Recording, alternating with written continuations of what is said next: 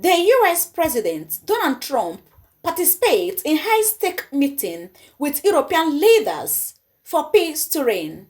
Guys, I want you to take your time and watch from the beginning to the end of this video and listen to what Donald Trump discussed with European leaders in making sure that everything works accordingly. Indeed, Donald Trump is really working and also making America great again.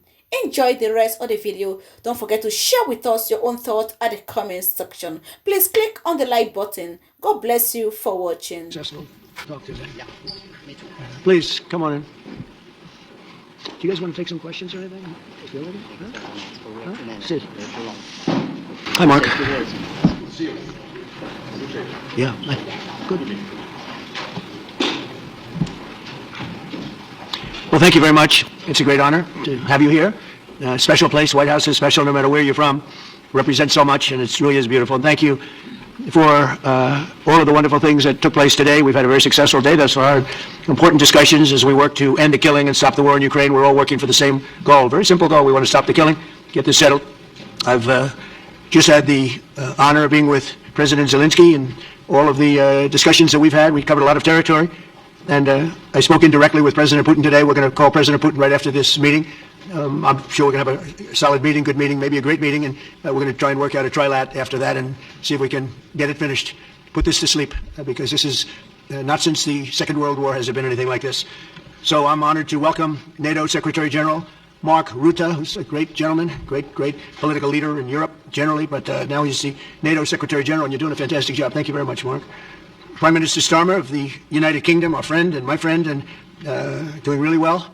And people like him a lot. We all like him. Everyone knows President Macron of France, who's been with me from the beginning, one of the first people I met as a foreign dignitary, and I liked him from day one. And I like him even more now. That's pretty good. That's unusual. That's a pretty unusual thing. Prime Minister Meloni of Italy, who's a really a great leader and an inspiration over there. She's served now, even though she's a very young person, she's served there for a long period of time relative to others. They don't last very long. You've lasted a long time. You're going to be there a long time. Chancellor Merz of Germany, who is a very strong person and a very strong leader and very highly respected in Germany. And he's my friend, and it's an honor to have him as my friend. Thank you very much. Very good. You look great with your tan. Where did you get that tan? I want to get a tan like that. President Stubb of Finland, and he's somebody that, where are we here? Huh? Where? Oh, you look better than I've ever seen you look. But you've done a great job, and we wanted to have you here because you're somebody that we all respect. And you've had a lot to do with the success, I think, and the potential success. And thank you very much for being here. We appreciate it. And the President of the European Commission, Ursula von der Leyen, who is somebody that we just made a big deal with all of those countries. I don't know. I think you might be more powerful than all these guys at this table. I don't know. But we had a great negotiation. And you're respected all over the world. So I want to thank you very much for being here. It's a great honor to have you. The Alaska Summit reinforced my belief that while difficult, peace is within reach. And I believe that in a very significant step, President Putin agreed that Russia would accept security guarantees for Ukraine. And this is one of the key points that we need to consider. And we're going to be considering that at the table also, like who will do what, essentially. I'm optimistic that collectively we can reach an agreement that would deter any future aggression against Ukraine. And I actually think there won't be. I think that's even overrated, largely overrated, but we're going to find out. And I think that the European nations are going to take a lot of the burden. We're going to help them, and we're going to make it very secure. We also need to discuss the possible exchanges of territory, taking into consideration the current line of contact. That means the war zone, the war lines that are pretty obvious, very sad actually to look at them. And negotiating positions. President Putin, also you have President of Ukraine, who is you just met a little while ago, and we're going to try and get a three-party meeting, maybe as soon as we can. And I have a feeling you and President Putin are going to work something out.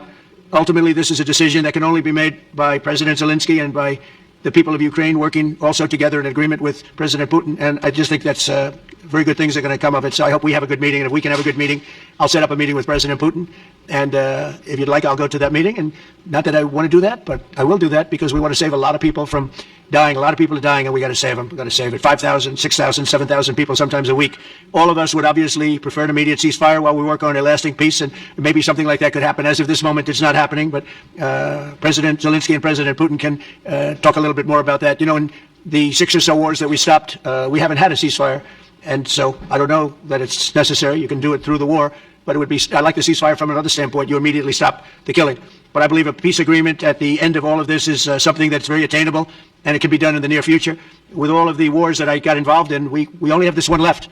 Of course, as I walk out the door, there'll probably be a new one starting, and I'll get that stopped too. But I thought this was going to be one of the easier ones. It's actually one of the most difficult. They're very complex.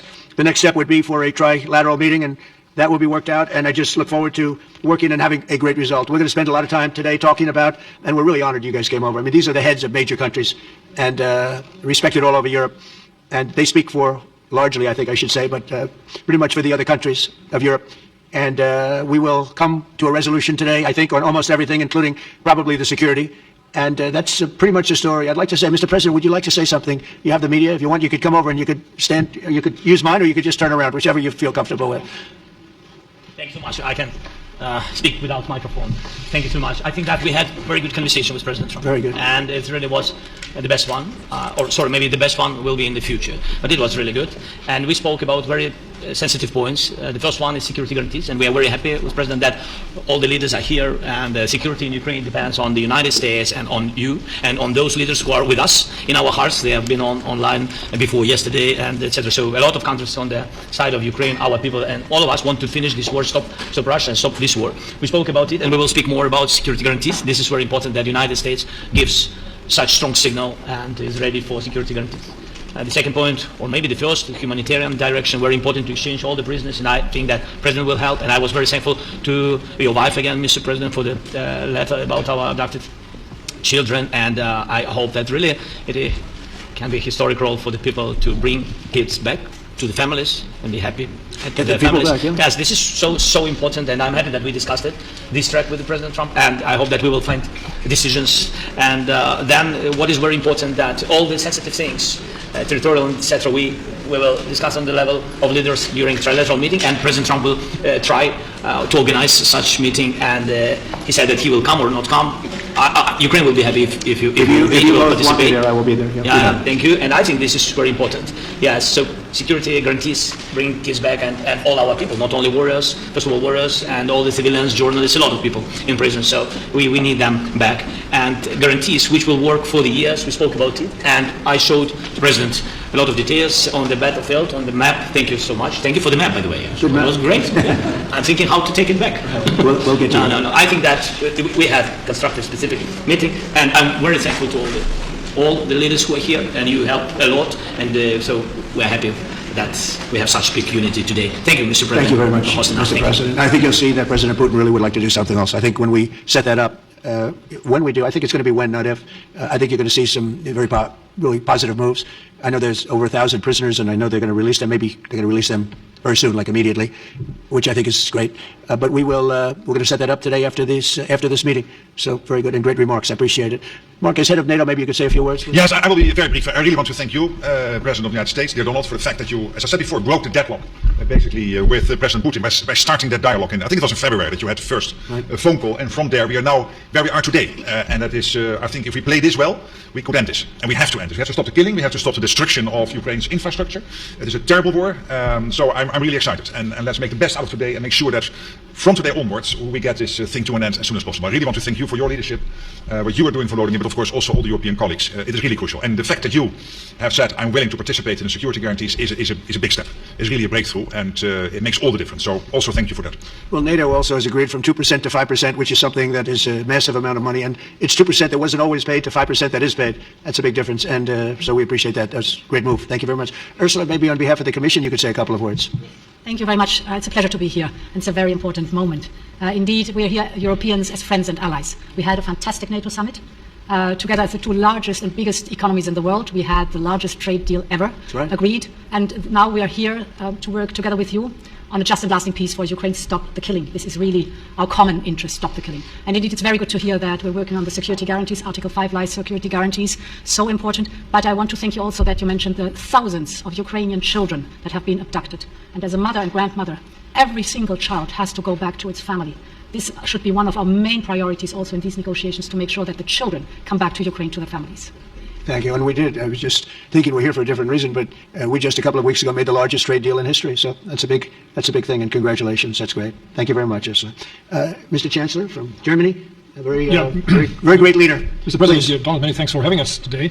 I think this is extremely helpful that we are meeting and hearing that the two of you are having such a good meeting today here in Washington. The next steps ahead are the more complicated ones now. The path is open. You opened it last Friday. But now the way is open for complicated negotiations. And to be honest, we all would like to see a ceasefire, the latest from the next meeting on. I can't imagine that the next meeting would take place without a ceasefire.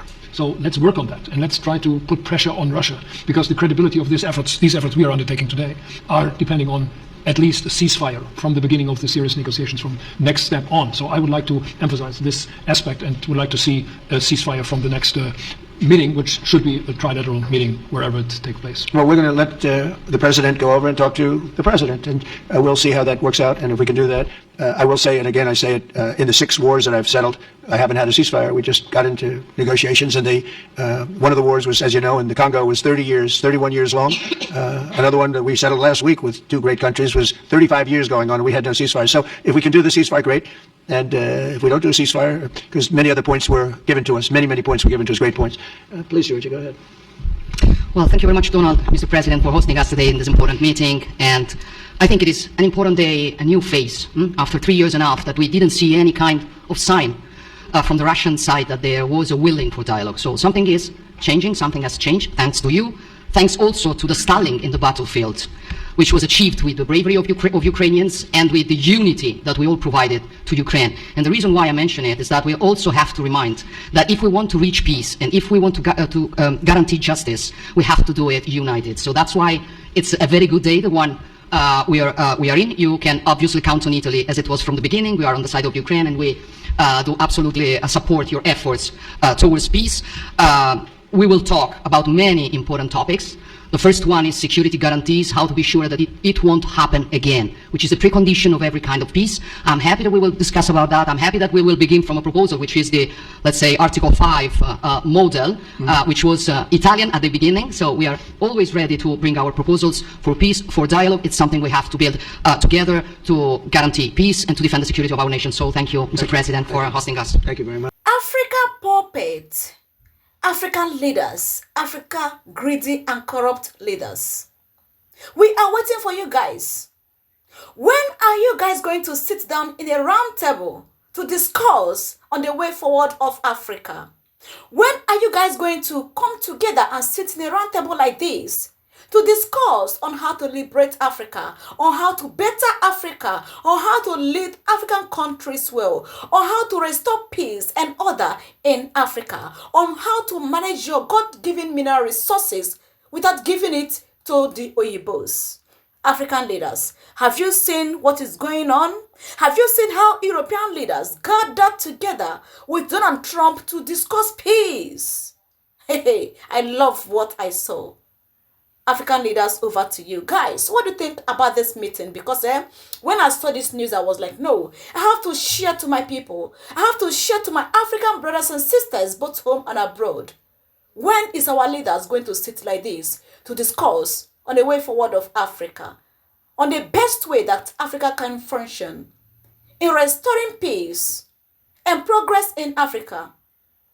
When is African leaders going to come together to discuss on how to have a clear business deal with each other, on how to partner with each other in business deal to promote Africa, to make sure that Africa is the envy of every other continent?